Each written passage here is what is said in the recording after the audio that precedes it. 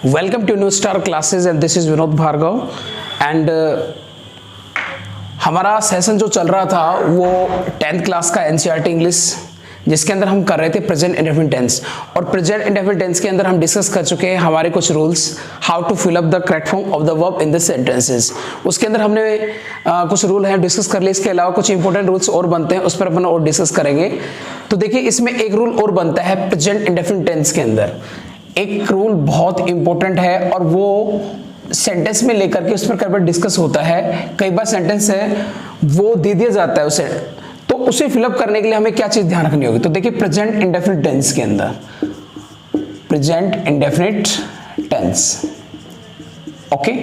तो इसमें एक रूल मैंने आपको बताया कि रूल क्या है। देखो रूल है आपका प्रेजेंट इंडेफिनिट टेंस में जो आपके न्यूज़पेपर यानी जो अखबार होते हैं, न्यूज़पेपर हेडलाइंस, न्यूज़पेपर हेडलाइंस यानी अखबार में आप देखना, इंग्लिश का अखबार कोई भी है उसे देखना कि न्यूज़पेपर जो भी होगा इंग्लिश का उसके अंदर जो हेडलाइंस आती हैं यानी जो ब्लैक स्पॉटेड जो हाईलाइटेड वर्ड आते हैं बड़े अक्षरों में ब्लॉक लेटर में, आप देखना जो वर्ड्स आपके आते हैं वो हमेशा प्रेजेंट इंडेफिनिट टेंस के अंदर होते हैं। जैसे हिंदी में भी आपने देखा होगा ऊपर हेडलाइन दी गई होती है काले मोटे अक्षरों में, उसके बाद नीचे उसका एक्सप्लेनेशन होता है। तो this is the same way English के अंदर क्या होता है कि आप देखना उसकी जो हेडलाइंस होगी ना वो हमेशा प्रेजेंट इंडेफिनिट टेंस में होगी, ठीक है। तो अखबार में आने वाली या न्यूज़पेपर में आने वाली जो हेडलाइंस होती हैं यानी मोटे अक्षरों के अंदर दी जाने वाली जो खबरें होती हैं वो प्रेजेंट इंडेफिनिट टेंस में दी जाती हैं।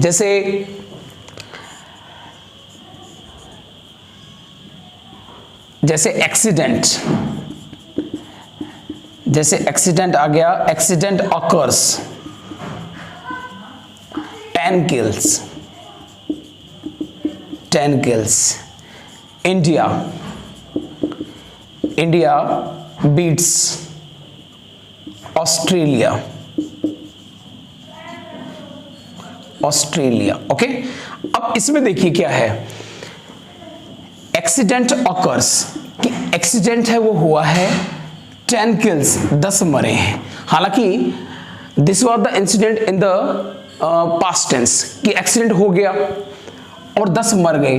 अगर इसको हम सेंटेंस को एक्सप्लेन करें तो जब सेंटेंस एक्सप्लेनेशन होगा अखबार के अंदर, ये हेडलाइंस होगी तो उसमें देखो एक्सीडेंट ऑकर्ड होगा यानी सेकंड फॉर्म पास्ट टेंस में दिया गया होगा और 10 kills की बजाय 10 killed इस तरीके से पास्ट टेंस का मेंशन किया गया होगा, ठीक है। लेकिन जब हेडलाइंस की बात आती है तो हेडलाइंस में क्या होता है, हमेशा हेडलाइंस होती है वो प्रेजेंट टेंस में दी जाती है। तो अखबार में आने वाली हेडलाइंस इसी प्रकार देखो इंडिया बीट्स, अब ये बीट का मतलब होता है मात देना, हराना, पास्ट टेंस में होना चाहिए एक्सप्लेनेशन, लेकिन ये हेडलाइंस है तो इसमें क्या आया है, इंडिया ने बीट किया किसको, ऑस्ट्रेलिया को, ठीक है।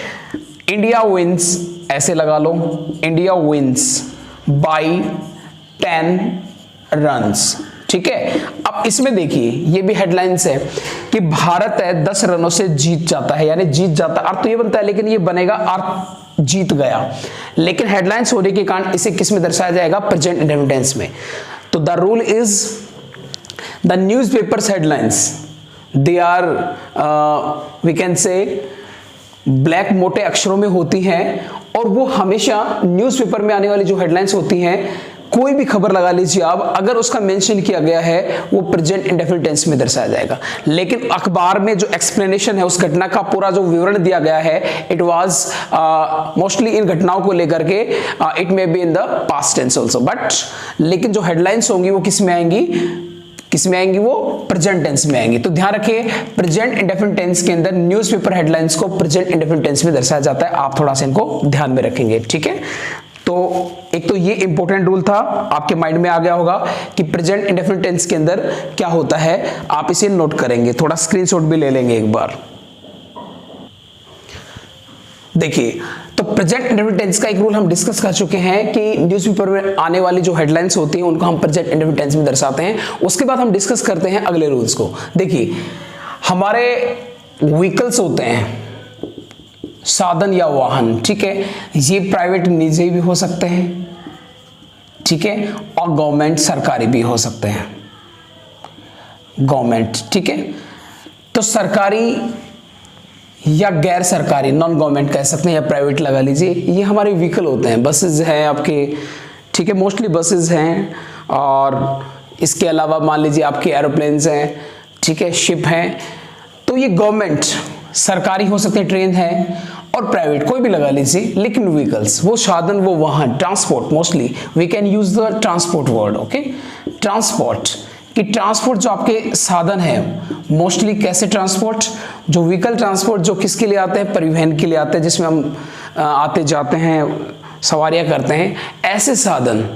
तो इसके अंदर कौन कौन सी आ सकती हैं, जैसे इसके अंदर आ सकती हैं आपकी रोडवेज बसेस आ सकती हैं, तो जैसे रोडवेज बसेस, ठीक है। इसके अलावा इसमें आ सकता है आपका ट्रेन्स, ठीक है। इसके अलावा इसमें आ सकता है आपका प्लेन्स या एरोप्लेन्स, ठीक है। ये सारी की सारी जो चीजें होती हैं, ऐसे सेंटेंस में देखना आप किसी रोडवेज बस, ट्रेन या शिप जहाज आता है वो, या प्लेन्स हवाई जहाज का मेंशन किया जा सकता है।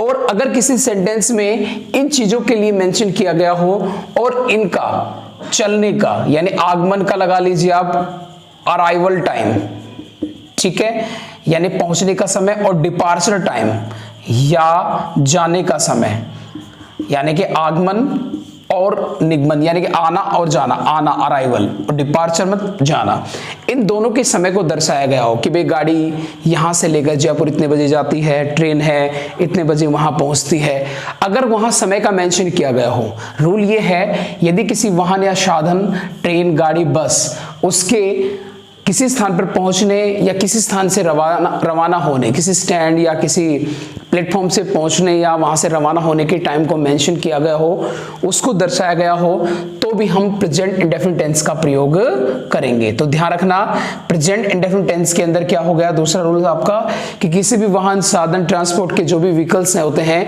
उनके पहुंचने और उनके रवाना होने दोनों के समय को भी प्रेजेंट इंडेफिनिट टेंस में दर्शाया जाता है, ठीक है। जैसे अपन इसमें लिख सकते हैं, नोट कर सकते हैं, जैसे the Rajasthan roadways, the Rajasthan roadways blank leaves for Jaipur at 5 PM।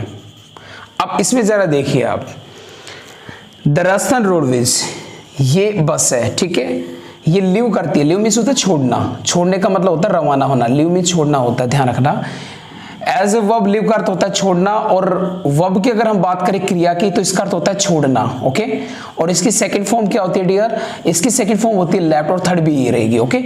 लेकिन अगर हम नाउन की बात करते हैं, नाउन यानी संज्ञा, तो लीव का अर्थ क्या होता है डियर, पत्ता होता है, ठीक है। लीव मीन्स पत्ता होता है, और लीव्स का अर्थ पृष्ठ भी होता है।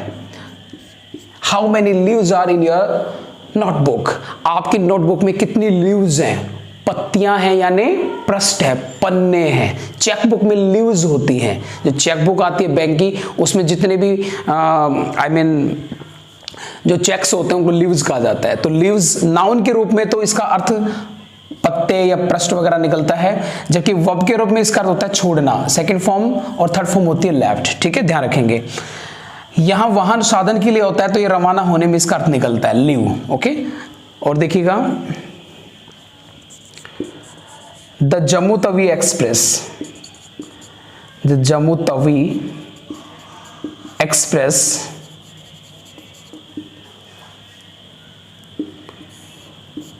Rich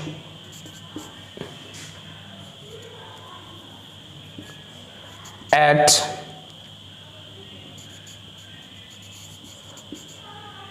Sarai Rohila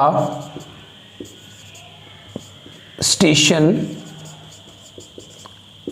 at 5 PM। अब इसमें किसी भी स्टेशन का नाम लगा लीजिए, आप रेवाड़ी लगा लीजिए, स्पेस रेवाड़ी या जयपुर लगा लीजिए, ठीक है, कोई भी हो सकता है। तो यहां पर देखिए रिच का मतलब पहुंचने के बारे में बात हो रही है, ठीक है, या छोड़ने के बारे में। तो यहां छोड़ने का डिपार्ट्स भी होता है, ध्यान रखना डिपार्ट्स का मतलब भी रवाना होता है, छोड़ना डिपार्ट होता है वर्ब में s according to subject. Okay, तो the Rajasthan roadways lives, it's a present indefinite tense. Okay, singular subject है लिव्स आ गया, Jammu Tawi Express singular subject है रिचीज आ गया, लेकिन मैं इसमें ईएस प्लस करूंगा। तो किसी भी वाहन और साधन है उसके पहुंचने और उसके किसी स्थान से रवाना होने के समय को हम किस में दर्शाते हैं, प्रेजेंट इंडेफिनिट टेंस में। ठीक है, इससे पहले हमने जो रूल किया है वो भी बहुत इंपॉर्टेंट है, ध्यान रखना उसके अंदर भी बहुत जरूरी है वो भी, और ये रूल भी बहुत इंपॉर्टेंट है। कई बार किसी वाहन और साधन का मेंशन कर देता है, उसके पहुंचने और उसके किसी स्थान से रवाना होने के समय को हम किस में दर्शाएंगे, प्रेजेंट इंडेफिनिट टेंस में। ओके, अब चलते हैं हम अगले रूल्स पर, उसको समझते हैं। देखिए जैसे इसमें टाइम का मेंशन है, वैसे ही टाइम को लेकर के एक रूल इसमें और बनता है जो बहुत ही इंपॉर्टेंट है। थोड़ा सा उस रूल के बारे में भी अपन देख लेते हैं, कौन सा रूल बनता है देखिएगा। देखो अपने पास अनेक प्रकार के क्या होते हैं, हम कह सकते हैं कि कई प्रकार के इंस्टीट्यूट होते हैं अपने, यानी कि कई प्रकार की संस्थाएं होती हैं, इंस्टीट्यूट हो गई, कोई प्रकार की एजेंसी हो सकती है, एजेंसी यानी कोई संस्था हो सकती है, कंपनी हो सकती है। ठीक है, इसके अलावा यानी ये कह सकते हैं कि कोई इंस्टीट्यूट हो, कोई एजेंसी हो, कोई कंपनी हो, और ये सारी चीजें क्या हो सकती है, गवर्नमेंट भी हो सकती है और या फिर नॉन गवर्नमेंट यानी कि सरकारी या गैर सरकारी, नॉन गवर्नमेंट। ओके, या हम इसको प्राइवेट कह सकते हैं कि प्राइवेट हो सकती है। तो किसी भी संस्था के, चाहे वो सरकारी हो या कोई एजेंसी या कोई कंपनी हो, ठीक है, कोई इंडस्ट्री हो, कोई कारखाना हो, ठीक है, चाहे वो सरकारी हो या गैर सरकारी प्राइवेट हो, उसके ओपनिंग यानी उसका खोलने का समय ओपनिंग टाइम और उसका क्लोजिंग टाइम, उसका बंद होने का समय, ओपनिंग टाइम और क्लोजिंग टाइम, ये ध्यान रखेंगे। किसी भी संस्था, किसी भी इंस्टीट्यूट का ओपनिंग टाइम और क्लोजिंग टाइम अगर किसी सेंटेंस में दिया गया है, ठीक है, कि भी ये संस्था इतने बजे खुलती इतने बजे बंद होती है, जो भी है, तो किसी भी कोई भी एजेंसी या किसी कंपनी का ओपनिंग टाइम, क्लोजिंग टाइम अगर मेंशन किया गया है तो sentence will go into present indefinite tense, present indefinite tense. Okay, ये लो गई। ओके, तो कैसे देखिए, our schools blank open at 8 PM। हमारा विद्यालय ओपन होता है, खुलता है, संस्था है, एक इंस्टीट्यूट है, ठीक है ना, तो ओपन का क्या हो जाएगा, ओपन्स। ठीक है, आगे देखिए, the hero company blank close eight 8 PM in first shift, SHIFT shift. ठीक है ना, कि पहले शिफ्ट का जो समय है खत्म होने का, बंद होने का, किसका, हीरो कंपनी का, वो कितने बजे है, 8 बजे। तो क्लोज का क्या हो जाएगा आपका, क्लोजेस हो जाएगा। ठीक है, तो किसी भी कॉलेजेस की, किसी भी स्कूल की बात लगा लीजिए, अगर उसमें उसका क्लोजिंग टाइम और उसका ओपनिंग टाइम मेंशन है, it means it is a present indefinite tense. Okay, तो बहुत आसान रूल है, थोड़ा सा ध्यान रखेंगे इसके बारे में। तो ध्यान रखना, किसी भी इंस्टीट्यूट, किसी भी एजेंसी या किसी भी कंपनी की, गवर्नमेंट, नॉन गवर्नमेंट, प्राइवेट, कुछ भी हो सकता है, if the sentence have the mention regarding the opening and the closing time of the institute, agency and the industry, then you will have to add the present indefinite tense taking subject singular or plurals. Then you will have to fill up according to the subject. Verb में S और ES वो अपने हिसाब से लगाएंगे। Mostly जब ऐसी चीजें आती हैं तो सेंटेंस है वो सिंगुलर बनता है, सब्जेक्ट सिंगुलर होने के कारण प्रेजेंट टेंस में वर्ब में एस का प्रयोग किया जाता है। ठीक है, तो ये स्टेप आपको समझ में आया होगा। तो अब एक बहुत ही इंपॉर्टेंट रूल है जिस पर अपन डिस्कस करने वाले हैं, जो ये मान के चलें कि आपके प्रेजेंट इंडेफिनिट टेंस का लास्ट रूल है। ठीक है, और इस लास्ट रूल के अंदर थोड़ा समझने की कोशिश करें क्या बात है। देखो मैं एक सेंटेंस लिख रहा हूं, देखिएगा थोड़ा सा, listen the train The train is blowing. The train is blowing horn. Okay. Look. The monkey is climbing.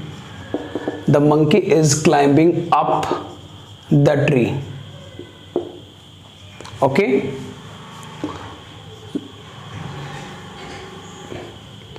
Listen. Someone is crying. Okay. There are 3 sentences और इन तीनों सेंटेंसेस के अंदर थोड़ा सा ध्यान दीजिए. एक बेसिक रूल है वो आपका चल रहा है. And what's a basic rules you know. First one देखिएगा, लिसन सुनना, लुक देखना, लिसन फिर सुनना. आज एक्टिविटी क्रिया में देखिएगा कोई भी वर्ब है वो चीज हो सकती है, लेकिन यहाँ सेंटेंस के पैटर्न पे अगर हम ध्यान दें तो सेंटेंस के पैटर्न में देखो क्या है. It's a first form of the verb listen. It's a look first form of the verb listen first form of the verb. Okay yes. And after that what is this. It's a sign of exclamation. विस्मयादिबोधक चिन्ह. विस्मयादिबोधक चिन्ह. विस्मयादिबोधक चिन्ह. The sentence is starting the first form of the verb, and after the sentence, after the first form of the verbs, you're watching just sign of exclamation. विस्मयादिबोधक चिन्ह दे रहे हैं. Okay, and after that, you're watching that tense is in the present continuous tense. Present continuous tense, it is the second part of the present tense, and we will discuss probably tomorrow. आने वाले कल को हम discuss करेंगे इस tense के बारे में. प्रेजेंट कंटिन्यूअस है, इसके साथ इस एमआर के साथ V1 प्लस ing आता है. यहां पर अपने पास में क्रिया आ रही है ब्लो. ब्लो ब्लो मीन्स होता है बजाना. सेकेंड फॉर्म होती है ब्लू. थर्ड फॉर्म होती है ब्लोन. BLOWN. ब्लो का अर्थ होता है बजाना. वर्ब को नोट करते जाना, मैंने शुरू में बताया था. और ब्लो का अर्थ बजाना होता है, और ब्लो का अर्थ हवा का बहना भी होता है. हवा जो बह रही है उसको भी हम कहते हैं ब्लो, और ब्लो से बनता है ब्लोइंग. क्लाइम का अर्थ तो आपको पता ही होगा. क्लाइम मीन्स होता है चढ़ना. ईडी प्लस हो जाता है इसकी, ये आप कर लेंगे सेकंड फॉर्म थर्ड फॉर्म में. क्राई मीन्स चिल्लाना होता है, फर्स्ट फॉर्म है. और इसमें सेकंड फॉर्म में क्या होगा, cry cried CRIED. Y change into I, ED plus हो जाएगा, और इसके अंदर भी CRIED. ठीक है. तो the sentence has a form, the first form of the verbs, after that sign of exclamation, and after that the present continuous tense. We can say it is the first form of the verb, and after that sign of exclamation, and after that present continuous tense. Okay, this is the most important rules, and in the most of the sentences you will see this kind of sentences here.